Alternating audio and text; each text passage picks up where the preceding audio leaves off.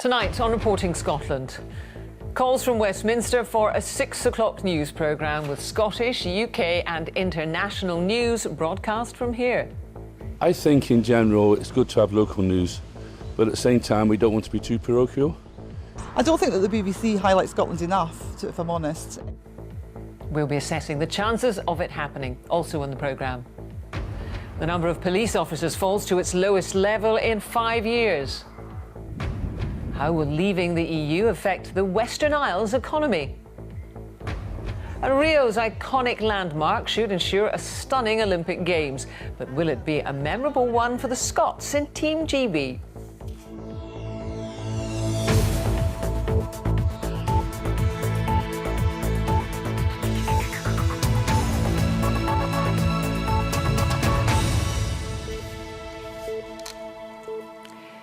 Good evening. Tonight's main news is about the news and about a decades-long debate over a so-called Scottish Six. Well, that debate has come to a head with a call from a committee of MPs backing a new hour-long evening news programme from here, combining Scottish, UK and international news. Supporters say it's long overdue. Opponents claim it's not necessary. Here's our political correspondent, Glenn Campbell. BBC News at 6 now on BBC One Scotland with Fiona Bruce and Reporting Scotland with Sally Magnuson. More than 5... Every weeknight, viewers in Scotland get half an hour of UK and world news from London, followed by half an hour of Scottish news from Glasgow. But now a cross-party committee of MPs is recommending a new hour-long programme combining stories from home and abroad. We feel the time has come to have a single news that's edited in Scotland, made for Scotland, that covers UK-wide national news, but is produced and presented and edited in Glasgow.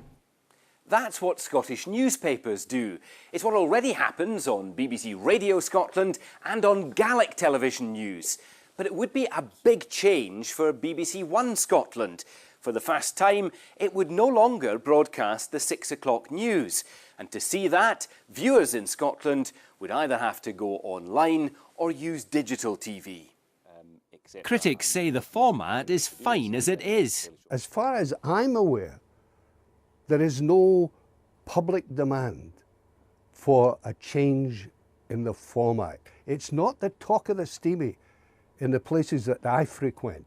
Nobody's saying this is failing, let's change it. But supporters of the so-called Scottish Six say broadcast news hasn't kept up with changes in the way Scotland is governed. It's quite clear now that many of the stories, which by the best will in the world, used to be relevant because when they came out of the network in London, are simply no longer as relevant to Scottish society because of all the devolved areas. The BBC is already considering changes to TV news in Scotland. We do need to review it, we do need to revise it, and that's what we're in the process of doing. So I don't think the status quo is any longer the model that we can necessarily say will be the best model going forward. The corporation's trying different formats, which are likely to be tested on audiences. It's good to have local news, but at the same time we don't want to be too parochial. The last time I watched the news was maybe 2 or 3 years ago at 6 o'clock. I normally get my news online. I don't think that the BBC highlights Scotland enough, if I'm honest. I think that they kind of ignore us on a lot of the issues that are there. A decision on how TV news will be delivered to audiences in Scotland in future is expected towards the end of this year. Well, Glenn joins me now. And Glenn, as we've heard, this is far from the first time that this issue has been raised. This debate started before we even had a Scottish Parliament, and traditionally the debate about television news in Scotland has been intertwined with the debate about Scotland's constitutional future, with those supporting independence lining up in favour of a so-called Scottish Six and those who back Scotland remaining in the UK tending to be against. What's different today is that a committee of the House of Commons with 5 Conservative members, 4 Labour members and 1 Scottish MP, the SNP's John Nicholson, have unanimously recommended this change. And in their response, opposition parties at Holyrood have raised questions and concerns, but none have raised fundamental objections. But Glenn, do politicians have a say on what programmes go on the BBC? Well, they are, of course, entitled to their view, and no doubt their contribution to the debate will be noted. Those who are opposed to the Scottish Six fear that the BBC is coming under increasing political pressure to make a change. The BBC would say that it's more interested in delivering for audiences and responding to their concerns, and that whatever format we end up with, the BBC will continue to guard jealously its political independence from those at Holyrood, Westminster or elsewhere. Thank you very much, Glenn. Police numbers have fallen to their lowest level in 5 years, but the Scottish Government is still meeting its commitment to have 1,000 more officers than the total when the SNP took office 9 years ago. Well, the figures have been published amid a review of Scotland's policing priorities. Our Home Affairs correspondent Rival Alderson is here to tell us more. Jackie, it was a commitment for the election of 2007. The SNP pledged to increase police strength by at least 1,000. There were then 16,234 officers. That was in March 2007, at the end of the Labour Liberal Democrat coalition. 2.5 years later, the number had risen to 17,273. In time to fulfil the SNP manifesto pledge to have at least 1,000 extra officers for the 2011 election. Well, today's figure of 17,242 exceeds the target, but only by 8 officers, and that raises questions about future recruitment. All recruits must swear the oath of constable before they can be counted as police officers in Scotland. But the numbers passing through the police college at Tullyallen must keep pace with retirals and resignations. But do we need as many officers as in the past? Police in Glasgow city centre at the weekends requires a large number. But overall, crime levels are at a 42-year low and detection rates at an all-time high. The union representing rank and file officers said, despite that, it's essential police strength is maintained. The question I would ask is, what do you not want the police to do? And to me, that's the bigger question here. We need to ask the public what they expect the police service to do. We need to make sure that the government and politicians are behind us in what they expect us to do. And then from that we can set our numbers accordingly, as against just sticking our finger into the wind. Raise your right hand, please, and repeat after me. I do solemnly. I do solemnly. Sincerely. Even the new chief had to swear the oath of constable when he joined Police Scotland last January. How's it going? Phil Gormley has said he wants to create a sustainable operational model for the force. But policing is changing. The Scottish Crime Campus at Gartcosh offers high technology and science to crack new offences like cyber and economic crime, and these require different levels of policing. Well, the government's now consulting on Scotland's policing priorities, and ministers say no conclusions have been reached on the future shape and size of the police workforce. Police Scotland said it's committed to maintaining police numbers in a way that ensures it can provide the right policing resources in the right place at the right time to meet the demands of modern policing. Some observers interpret that as meaning that the 9-year commitment to police numbers may soon be abandoned. Jackie. Thank you very much, Rival. You're watching Reporting Scotland, and still to come on tonight's programme. See you, Jimmy. Well, maybe not anymore. Why Edinburgh is trying to take its souvenirs upmarket. In sport, the Celtic boss Brendan Rodgers says there's hysteria around tomorrow night's Champions League qualifier. And Rio's iconic landmarks should ensure a stunning Olympic Games, but will it be a classic for the Scots in Team GB? Two people have been injured after their light aircraft crashed in Argyll. The accident happened close to the village of Benderloch near Oban. The plane's 2 occupants were airlifted to hospital. Andreas Wolff has been to the scene. A distress call was received shortly after 11 o'clock this morning from a light airplane crash near Benmore. Shortly after that, a signal was received as well from a transmitter here at Benlora near Benderloch in Argyll. 2 helicopters were dispatched, one from Inverness and one from Prestwick, which both eventually arrived at this scene here near Benderloch. 2 casualties were taken to hospital. They are understood to be alive and are receiving treatment. Investigations are undergoing to what caused the accident. A review into the case of a Fife toddler murdered by her mother's boyfriend has concluded her death could not have been anticipated. 2-year-old Madison Horn was beaten to death by Kevin Park while he was babysitting her at her home in Kelty in 2014. A significant case review has found there had been no social work or health service concerns for her before her death. Over the last 4 decades, the Western Isles has done well out of the EU, with social fund grants going towards major infrastructure projects. However, many fishermen believe they've been restricted by European rules. Ian Hamilton has headed to the far northwest to see how the future, post-Brexit, is being viewed. Here on the Outer Hebrides, they've not always been big fans of the European Union. Just over 40 years ago, they were opposed to membership. At the referendum in June, they voted to remain. Across the business community and these isles, the arguments for staying and going are complex. We're in the dye house here. This is the first stage of the process. Here at Harris Tweed Hebrides, they spin the thread for home weavers. It can only be called Harris Tweed if it's made here in the Outer Hebrides. This is the final stage of the process. This is the stamping. Before it leaves the islands, it's given the seal of approval. The company was in favour of staying in the EU, but does admit the fall in the value of sterling after the exit vote could boost exports. In the short term, there are maybe opportunities because of the effective devaluation of the pound. And I think that the message from us to government is that if there's going to be any growth in the British economy, it's going to come through exporting, and therefore exporting companies like ourselves are the ones who need incentives and need encouragement. Some community leaders believe that leaving the European Union will damage the long-term welfare of the Outer Hebrides. We're dealing with major European funds, European structural funds, European rural development funds. It's very hard to imagine how the whole sort of funding arrangement is going to turn round and be replaced somehow or another by the UK government taking on the obligations which are already being met by Europe.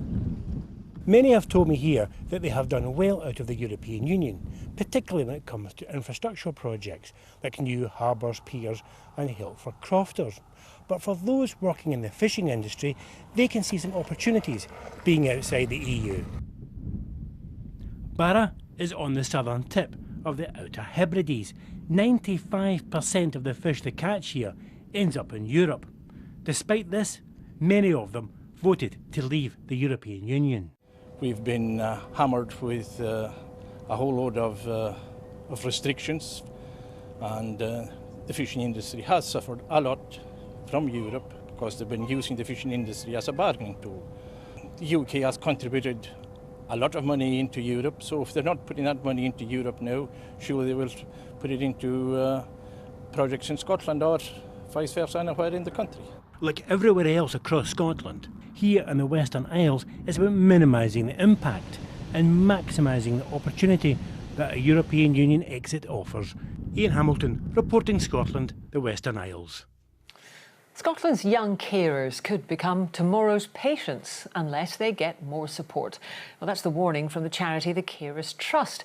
It says many young carers are afraid to tell their friends about their role at home. Maura Kinneber reports. Stepping away from responsibility, the Young Carers Festival provides respite, a chance to share concerns and make things better. But the Carers Trust says support services are shrinking around Scotland. Many young carers don't tell their friends about their role at home for fear they'd be misunderstood or bullied. We know that early intervention is very, very important, and if we leave the funding purely to deal with the crisis, then we are going to have a scenario of, today's carer is tomorrow's patient. So we really, really need to look after these young people. Saskia does more chores at home in Helensburgh than the average teenager. It was hard at first, kind of get it all in your head, I've got to do this now, I've got to do more than I was doing before, rather than I can just do whatever. Other people don't have many responsibilities, but because you're a young carer, you've got more because people rely on you more. Still got to pack for the Carers Festival. And what you got left to do? Loads. Oh, there's a shocker. Her dad has non-Hodgkin's lymphoma and needs the help of his wife and their children. This is like kids' time. They should be out doing this and doing that, or anything. Whereas sometimes you think, well, they're making my dinner, or they're doing the washing, or they're doing this here. It almost feels as if you're taking that time away from them. But then on the other hand, as I said before, it's helping them with life skills. It's all looking great. Pitching for more funding, the Carers Trust argues increased support is needed. The Scottish Government says it has provided money both for the festival and services. Maura Kinneborough reporting Scotland, West Linton in the Borders. More than 95% of patients attending accident and emergency departments across Scotland were seen within 4 hours, according to the latest figures. At 95.7%, the figure, which relates to June, is the best monthly performance for A&E departments since July 2014. Work has begun to find and remove any more asbestos left on Prestwick Beach. The beach has been closed at what should be its busiest time since material containing asbestos fibres was found there at the end of last week. At the same time, scientists are working to analyse the material and determine exactly what it is. Hugh Williams reports. Scouring the beach, looking for more asbestos. The barriers went up on Friday after a local man contacted South Ayrshire Council. We were alerted by a member of the public who found a small piece of material which he had some concerns about. He brought it into the council, and because of his concerns, we had it analysed. And after analysing, there was some small asbestos fibres found within it. Pieces of what looks like grey roofing material which he found last week, prompting the closure. Came across a number of pieces of asbestos on the beach on Thursday afternoon when we were looking for sticks and stones to build fairy houses, and any child could have picked that up and used it as a skimmer. Why did you recognise it as potentially being asbestos? I recognised it because I was in the building trade. Mixed views from local people. It's absolutely ridiculous. This is another example of South Ayrshire Council not looking after what really is the jewel in Prestwick's crown. Well, I think if there's any doubt at all, it's well worth it to close it just in case. It's disappointing, obviously, because it's the main summer period, but I'm sure they'll do everything they can to get rid of it because it's such an important thing for the local industry. The material that turned up on Prestwick Beach is now being analysed to try and find out exactly what it is. Once we understand what the content is, we will better understand whether there is any risk to human health. At the moment, the beach closure is in place just as a precaution, but once we have the analysis back, we'll be able to do a full risk assessment and then proceed on that basis. One theory is the asbestos could have come from an old landfill site just down the coast. South Ayrshire Council say they're aware of concerns, but at the moment they don't know the source. Meanwhile, the beach remains off limits. Hugh Williams, reporting Scotland, Prestwick. Let's get sports news now from Rona. Thank you very much, Jackie. Good evening to you. Keep calm and carry on. That's what the Celtic manager is saying to his players ahead of tomorrow's Champions League qualifier against Astana. It's 1-1 from the first leg in Kazakhstan last week, and Brendan Rodgers says coping with the hysteria surrounding Celtic's big game will be vital. David Curry can tell us more. Ladies and gentlemen, is Celtic's new third kit. It's modelled, perhaps somewhat loosely, on the colours of the ticket from the European Cup final in Lisbon in 1967, a match Celtic famously went on to win. You might have your own opinions on the new kit, but one thing's for sure, they won't be wearing it in tomorrow's crucial match at home to Astana in the Champions League qualifiers. The key to success, according to the manager, is straightforward. You have to stay calm. You know, we have to stay calm. There'll be a lot of hysteria around and everyone, and that emotion that follows everyone with it. But for us as manager and coaches and players, you have to have that calmness. He might well add, don't panic, because Celtic have defensive issues with a number of injuries. And although new signing Kolo Touré's in the squad, he may not be match fit. That means Efe Ambrose, who's been prone to mistakes, including an own goal in a friendly at the weekend, could play. We'll always pick a team to look to get the job done, and at this moment in time he's a Celtic player. Efe gives everything every day. There's no one wants to cut out the mistakes more than him, and if he can do that, then he's a valuable player. It'll be the more familiar green and white hoops for Celtic tomorrow, but if they cut out the errors, this pink number might yet get an airing in the Champions League.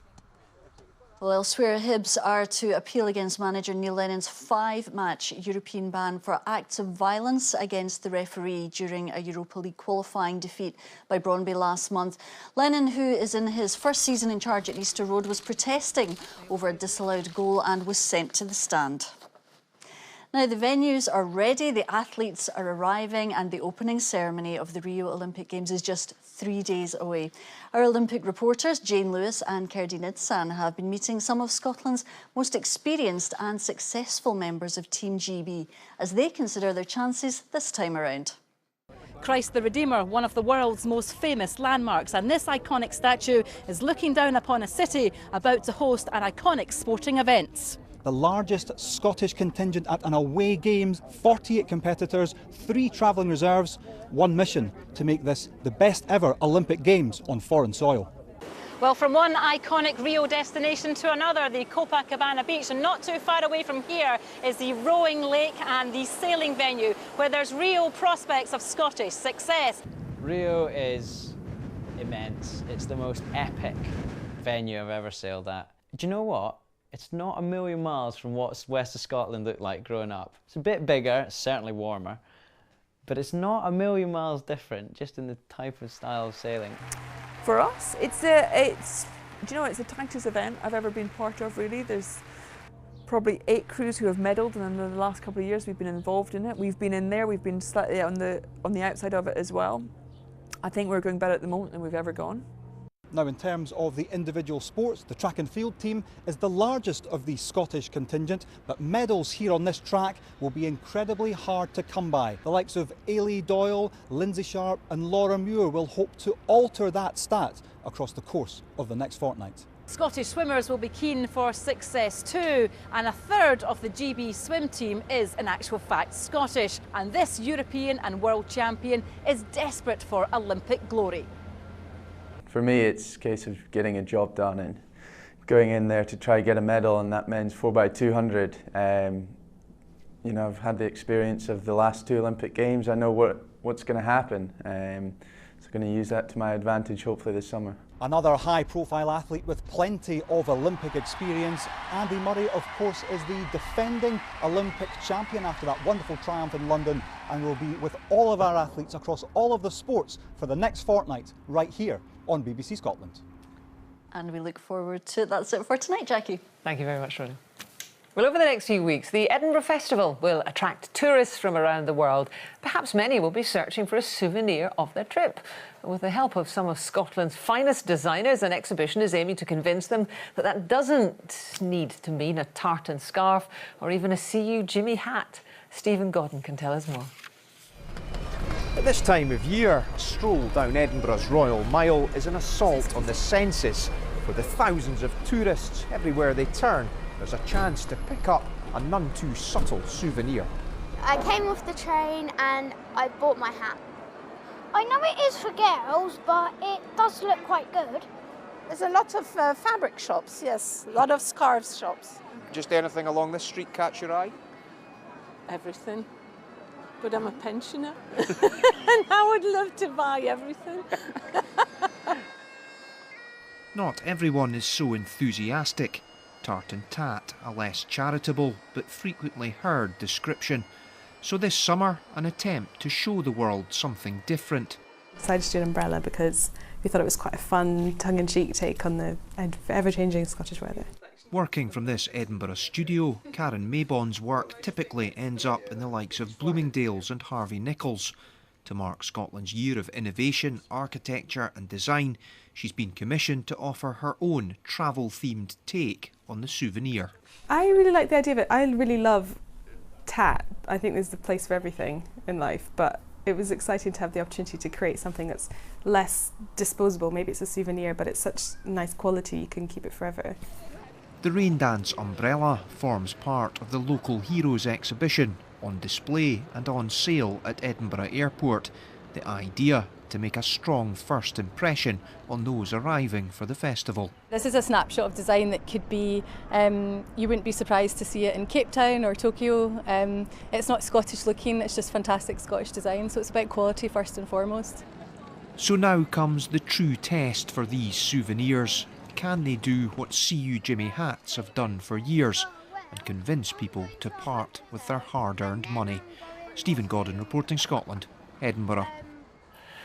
Well, I think the brollies are going to come in handy, Causer. Some tartan brollies maybe, yes.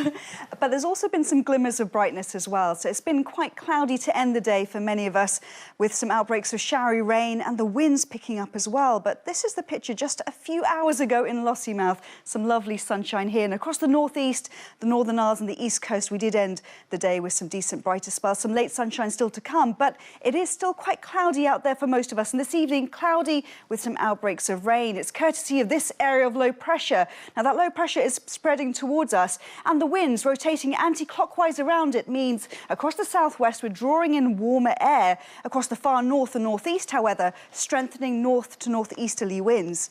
So here's the picture for 7 o'clock this evening. You can see the outbreaks of rain spreading further north and eastwards, becoming a bit drier with some clearer spells elsewhere, a few scattered showers. That rain mainly becoming confined to the Northern Isles as we head through to the early hours with some stronger winds here. And what we will notice tonight, it will be a milder night. Temperatures holding on to around 12 to 15 Celsius. So for tomorrow morning, there will be some brightness across the far north, the east coast especially, but outbreaks of showery rain piling in from the southwest, with it some strengthening winds for a time as well. So let's take a closer look at 4 o'clock tomorrow afternoon. The remnants of the rain across the Northern Isles, some heavy downpours developing across the northeast, but temperatures reaching up to 19 or 20 Celsius, maybe even the odd rumble of thunder around the Moray Firth area, for the Highland area too. Some showery outbreaks of rain elsewhere across the central belt, some drier interludes as well, maybe some brightness for the eastern borders, and temperatures widely in the mid to high teens. Now, that area of low pressure will clear away across to the North Sea. Still some heavy showers to come for tomorrow night and into the start of Thursday. And for Thursday itself, some heavy downpours with the odd rumble of thunder, but it's an improving story by the afternoon with some drier, brighter spells, especially further towards more western and southwestern areas. And temperatures widely around 17 to 19 degrees, so it's still feeling quite warm. That's your forecast. Jackie. Thank you, Causer. And now just time for a reminder of tonight's main news. The BBC should press ahead with plans for a Scottish Six TV news programme, according to Westminster's Culture Committee. MPs backed a new hour-long evening news programme from Scotland, combining Scottish, UK and international news. Critics say it's not necessary. And police numbers have fallen to their lowest level in 5 years, but the Scottish Government is still meeting its commitment to have 1,000 officers more than the total when the SNP took office 9 years ago. Our next news, 10:25. From all of us for now. Bye-bye.